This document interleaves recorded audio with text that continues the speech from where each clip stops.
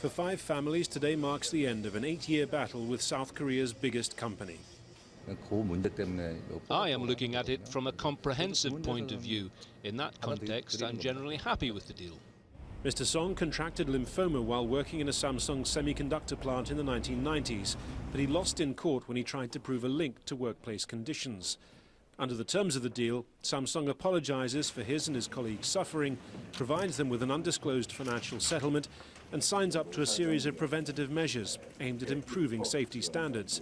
But the company continues to deny any link between its factory environment and the diseases in question. I find it very meaningful that this issue that had been on the table for a long time has been resolved through dialogue, and I hope that all parties stick to the spirit of the agreement reached today. Samsung says studies have shown its factories comply with Korean and international guidelines on levels of chemicals and radiation. The company has already settled more than 100 individual cases. Samsung had for many years been challenging claimants, assisting the government's compensation body in its legal battle against former employees. But last year, it changed its policy, instead deciding to offer an apology and set up a compensation fund. But some are still holding out. Hwang Sang-ki has been fighting for Samsung to recognize a link between its factory environment and the death of his daughter, Yu-mi, from a rare form of leukemia.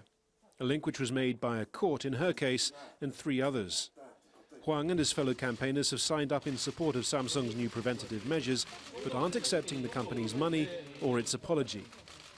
Until Samsung consults with us about the apology and compensation, we're going to continue to protest outside Samsung's headquarters. Samsung may wish to see this as the final chapter of a long and damaging battle, but for Mr. Hwang, who's become very much the public face of that fight, it's not over yet. Harry Fawcett, Al Jazeera, Seoul.